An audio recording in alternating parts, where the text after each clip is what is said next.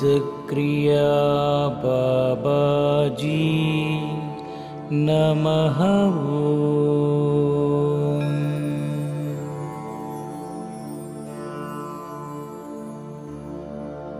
ओम सिद्धक्रिया बाबाजी नमः।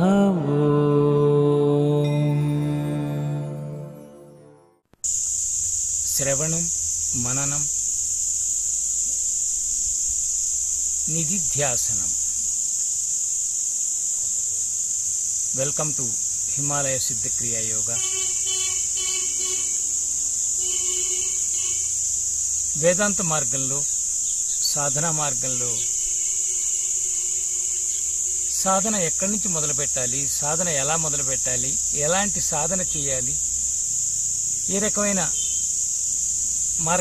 మార్గం పట్టుకోవాలి, ఎన్ని మెట్లు, ఏ మెట్టు దగ్గర నుంచి ప్రారంభించాలి, ఇలాంటి అనుమానాలు చాలా మందికి వస్తున్నాయి. ఇది చాలా అవసరమైన విషయం నిజానికి. వేదాంతంలో మనం వేదాంత సారాన్ని గ్రహిస్తే 3 స్తంభాలు ఉన్నాయి. ఆత్మజ్ఞానానికి వేదాంతం అంటే వేదాంతం ద్వారా మనం ఆత్మజ్ఞానాన్ని, ఆత్మ సాక్షాత్కారాన్ని, ఆత్మతత్వాన్ని తెలుసుకోవటం. సాధన దానికోసమే. సాధన అంటే ఇదేదో మనం లౌకికంగా ఏదో సంపాదించాలి, పోగు చేసుకోవాలి, నిలబెట్టుకోవాలి, ఇది కాదు. ఆధ్యాత్మికంగా ఆలోచిస్తే సాధన అంటే మనల్ని మనం గుర్తించటం, మనల్ని మనం తెలుసుకోవటం, మనల్ని మనం దర్శించుకోవటం, దానికి తగిన జ్ఞానాన్ని పొందటం, అది సాధన. ముఖ్యంగా ఈ సాధనా మార్గంలో, వేదాంత అధ్యయనంలో 3 మెట్లు ప్రధానంగా చెప్తారు.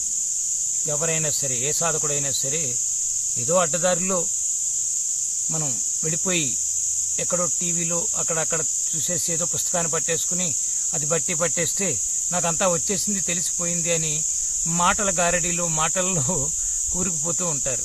అలా కాకుండా 3 మెట్లు ప్రధానంగా అనుసరించి తీరాల్సిందే. ఏమిటి ఆ మెట్లు అంటే?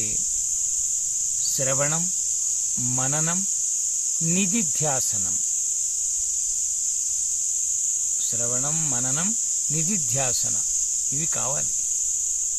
ఈ 3 మెట్లు ప్రధానంగా మనం స్కూల్లో చదివితే ఎల్కేజీ నుంచి మెల్లిగా ప్రారంభించాలి తప్పితే అడ్డదారిలో వెళ్ళిపోయి ఎక్కడో మనం చదివేసి ఒక సర్టిఫికెట్ పొందేస్తే అది కాదు, అది నిజమైన అధ్యయనం కాదు. అది అలాగే ఈ సాధన కరెక్ట్గా పద్ధతిగా చెయ్యాలి అనుకుంటే కనుక ఈ 3 మెట్లు జాగ్రత్తగా మనం అనుసరించాలి. శ్రవణం మొదటిది. ఏమిటి శ్రవణం? వినటం, లిజనింగ్. ఎక్కడికో వెళ్ళి ఎవరో మీటింగులో ఏవో చెప్తుంటే వినటం, టీవీల్లో వినటం. మనం బలహీనంగా ఉన్నప్పుడు కొంతమంది వ్యక్తులు ఎవరో ఒకళ్ళు మనల్ని కూర్చోబెట్టి, మనం దుఃఖంలో, కష్టంలో ఉన్నప్పుడు కొంతమంది బోధిస్తూ ఉంటారు రకరకాలుగా. వాళ్ళని మనం వింటూ ఉంటాం. ఆ సంఘర్షణలో, సందిగ్ధంలో, తట్టుకోలేని ఆందోళన వచ్చినప్పుడు ఎవరైతే చెప్పినా వింటూ ఉంటాం. ఇవన్నీ శ్రవణం అని అనుకుంటాం. శ్రవణం కిందకి, వినటం కిందకే వస్తాయి. కానీ ఇక్కడ ఆధ్యాత్మికంగా శ్రవణం అంటే ఒక అనుభవ జ్ఞాని అయిన గురువు నుంచి, గుర్తించండి, అనుభవ జ్ఞాని అయిన గురువు నుంచి వినాలి. అనుభవ జ్ఞాని, సద్గురువులు, ఋషులు, వాళ్ళు దర్శించిన దాన్ని వాళ్ళు చెబుతూ వచ్చారు, గ్రంథస్థం చేశారు. దర్శించిన దాన్ని వాళ్ళ అనుభవంగా మార్చుకుని, అంటే వాళ్ళ ఏ స్థితిలో ఉన్నారో చూడండి. దర్శించడం అంటే విషయం మామూలు. ఇది వాళ్ళు ప్రకృతిలో ఉండే నిర్గుణంగా ఉన్న విషయాన్ని దర్శించటం, దానికి భాషనిచ్చి అనుభవంగా మార్చుకుని బోధిస్తూ ఉంటారు. ఎస్, కాబట్టి శ్రవణం అనేది గురువుల నుంచి వినటం. అది మన సాయినాథుడు కూడా చక్కగా బోధించారు ఆయన, సూక్ష్మంగా, సహజంగా. అనుభవజ్ఞాని ఎప్పుడు కూడా గ్రంథాలు కోట్ చేయరండి, గుర్తుపెట్టుకోండి. గ్రంథాలన్నీ కూడా ఒక ఇన్ఫర్మేషన్, ముందు తరాలకి ఒక మార్గదర్శకంగా ఉండాలని వాటిని అక్కడ ఉంచారు. వాటిని మీరు ప్రేరణగా తీసుకుని మీరు అనుభవ సత్యాన్ని మీరు గడించండి. ఇది సత్యం, దీన్ని మీరు ఆచరించటం మొదలు పెడితే మీ అనుభవ సత్యం మీకు వస్తుంది. ఆ అనుభవ సత్యం పట్టుకోండి అని చెప్తూ వచ్చారు. మన పరంపరలన్నీ, గురు పరంపరలన్నీ అదే చెప్తున్నాయి. వారు మనకు ఒక బోధ చేసి మార్గాన్ని చూపించి వాళ్ళు నడిచిన ఆ ప్రాక్టికల్ మార్గాన్ని, ప్రాక్టికల్ గా అనుభవపూర్వకంగా వాళ్ళు ప్రయోగాత్మకంగా చక్కగా ఆ అనుభవాలను పొందిన మార్గాన్ని మనకి తెలియజేస్తారు. మీరు ఈ మార్గంలో నడుస్తూ నడుస్తూ ఎంత ఇంకొకరు మనకి చెప్పినా కూడా మనం వాళ్ళు నడిచినట్టుగా, వాళ్ళు చేసినట్టుగా చెప్పినవి బాగానే ఉంటాయి. మనం ఆచరణలోకి వెళితే మన ఈ పద్ధతి మారిపోతుంది. యథాతథంగా మనం చెయ్యలేము ఎవరు కూడా. కానీ ఒక ప్రేరణ, ముందుకు వెళ్ళటానికి, దానిని నమ్మటానికి, విశ్వాసం పెంచుకోవటానికి ప్రేరణ దొరుకుతుంది. అది అక్కడ జరిగేది. కాబట్టి సద్గురువు నుంచి, మహాత్ముల నుంచి అనుభవ జ్ఞానం పొంది, కేవలం పాండిత్యం కాదండి ఇక్కడ, అనుభవ జ్ఞానం మనకి కావలసింది, మన స్థితికి తగినది. ఏది దొరికితే దాన్ని ఆచరించేద్దాం అనుకుంటాం మనం. అబ్బా అద్భుతంగా చెప్పారు, కుండలిని జాగ్రత్త, ఎంత చక్కగా, అబ్బా భలే జ్ఞానం దొరికిందని దాన్ని ముందు నీ స్థితితో. నిజమైన సద్గురువులు, నిజమైన మార్గదర్శకులు నీ స్థితిని గమనించి, నీ స్థితిని ముందు అర్థం చేసుకుని, నీ స్థితిని నీకు తెలియచేసి, నాన్న నువ్వు ఇక్కడ దాకా వచ్చావు, ఈ పద్ధతిలో ముందుకు వెళ్ళు అని వాళ్ళు బోధిస్తారు. అంతేకాని వాళ్ళు చదివింది, వాళ్ళు తెలుసున్నదంతని ఆ సాధకుడి మీద, శిష్యుడి మీద రుద్దరు. కానీ మనం ఈ మధ్యన ఎలా తయారైందంటే, మనకి ఆ టైటిల్, కాన్సెప్ట్ పట్టుకుంటున్నాం. అది నేర్చుకోవాలనుంది, ఇది నేర్చుకోవాలనుంది.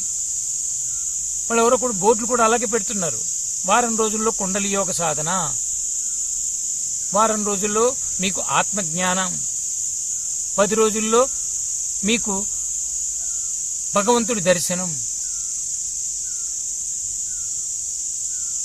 చూడండి ఎలాంటి రోజులు వచ్చాయంటే, నిజానికి క్రియాయోగం ఒక రోజు పిలుస్తారు, టెక్నిక్ ఇచ్చేస్తారు, వెళ్ళిపోయి మళ్ళీ ఎప్పుడో సంవత్సరం తర్వాత కలుపుస్తారు.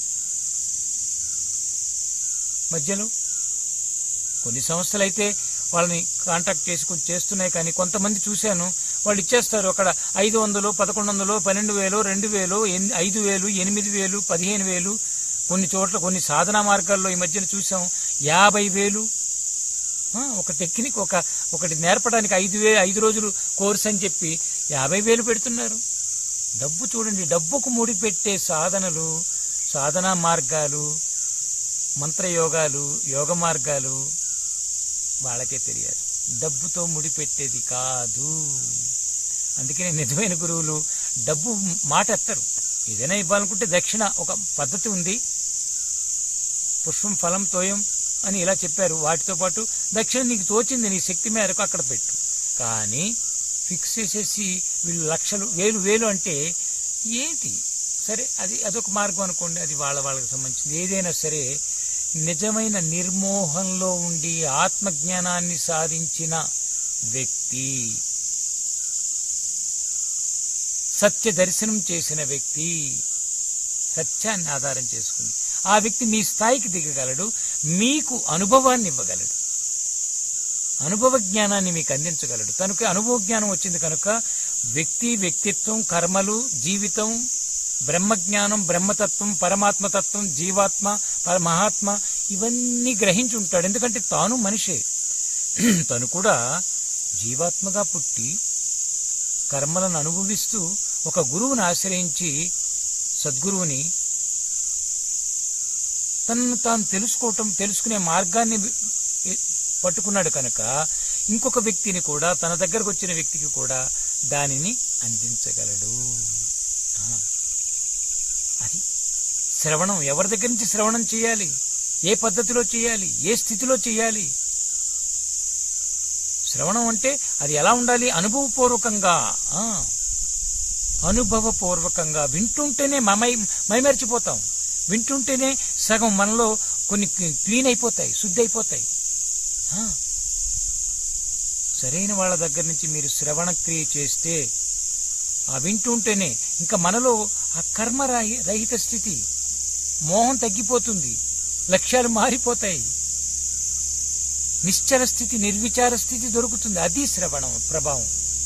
ఎస్, అలాగా ఒక సద్గురువుని ఎంచుకుని మీ సద్గురువు నుంచి మీరు వినటం. అందరి నుంచి వింటే కష్టం. అది వినటం అనేది జరుగుతూ ఉంటే ఇక్కడ వినటం అనే దాన్ని ప్రధానంగా మీ సద్గురు, నువ్వు ఆశ్రయించిన వాళ్ళు, నీకు నీ అంతరాత్మతో వాళ్ళు ముడిపడిన వాళ్ళు, నీ హృదయానికి దగ్గరగా ఉన్నవాళ్ళు, నీకు ప్రేమని అందిస్తూ తన వ్యక్తిగా మార్చుకున్న వాళ్ళ నుంచి శ్రవణం చేయాలి. అది చాలా ముఖ్యమైన అంశం. శ్రవణం చాలా ముఖ్యమైనది. శ్రవణం అంటే ఒక సత్యాన్ని మనం సూటిగా తీసుకుంటాం, సూటిగా అందిస్తారు వాళ్ళు. అక్కడేమి డబుల్ గేమ్ ఉండదు, ద్వంద్వం ఉండదు. సూటిగా మీకు తగినట్టుగా, మీకు అవసరమైనది మీలో ఇంకా అది అణువణువుకి పాకిపోయేలాగా అలాంటి సత్యం, అసలు సత్యాన్ని, అల్టిమేట్ ట్రూత్ని మీ స్థాయికి దింపి మీరు అర్థం చేసుకుని మీరు దాన్ని ఇంకా లోపల వెళ్ళిపోయి లోపల స్టోర్ అయిపోతుంది. ఇక్కడ జీరో, ఇక్కడ స్టోర్ అవ్వటం మొదలు పెట్టాక ఇక్కడ ఉన్నవన్నీ క్లీన్ అయిపోతాయి. అసలు సద్గురువుల యొక్క స్పర్శనం, దర్శనం, భాషణంలోనే మనకి ఈ మనోమాయ పోతుంది. అది సద్గురు స్థితిని ఎవరు సద్గురువులు అంటే ఎవరి దగ్గరకు మీరు వెళితే మీ మనోమాయ, అహంకారం, గుణాలలో మార్పు, ఈ భ్రమలు ఇవన్నీ వాటంతటికవే తీరిపోతాయో, తొలగిపోతాయో, కరిగిపోతాయో ఆ వ్యక్తిని సద్గురువుగా స్వీకరించచ్చు. కాబట్టి మనం ఈ సాధనా మార్గంలో 3 మెట్లుగా ఉన్న ఆ శ్రవణం గురించి మనం ఇప్పుడు తెలుసుకున్నాం. ఇంకొక సందర్భంలో మననం గురించి తెలుసుకుందాం. కాబట్టి శ్రవణం ఫస్ట్ వినటం నేర్చుకోండి. వినే వ్యక్తి మార్పును పొందగలడు, అసలైన జ్ఞానాన్ని తీసుకోగలడు. ఇంత వింటారు. ఈ మధ్యన కొంతమంది చూస్తే బోధించేస్తాను, నేను టీచర్ అయిపోయాను, నాకు అంతా వచ్చేసింది. ఇది ఒక పెద్ద మాయ పట్టుకుంటోంది. నేను ఇంకొకరికి నేర్పడానికే వచ్చాను, ప్రపంచాన్ని మార్చడానికి వచ్చాను. ఇది ఎవరిని మారుస్తాం? కాబట్టి మిమ్మల్ని మీరు తెలుసుకునే విధంగా, మిమ్మల్ని మీకు తగినట్టుగా మీ స్థాయికి దిగి వచ్చే అనుభవ జ్ఞాని, ఆత్మజ్ఞాని అయిన ఒక సద్గురువు నుంచి ప్రాక్టికల్ గా మీరు చక్కగా ఇంకా వెంటనే ఆచరణలోకి వెళ్ళిపోవాలి. అంతే, ఎవరి కోసమో కాదు, మీకోసం. ఆ స్థితిలో ఒక గురువుని ఆశ్రయించండి, వారి నుంచి వినండి, సత్యాన్ని తీసుకోండి, ఆ సత్యాన్ని ఆచరణలో పెట్టే విధంగా తీసుకోండి. అది శ్రవణం మొదటి మెట్టు దొరుకుతుంది. Happy. Hari Om Gurudev. Thank you. I love you.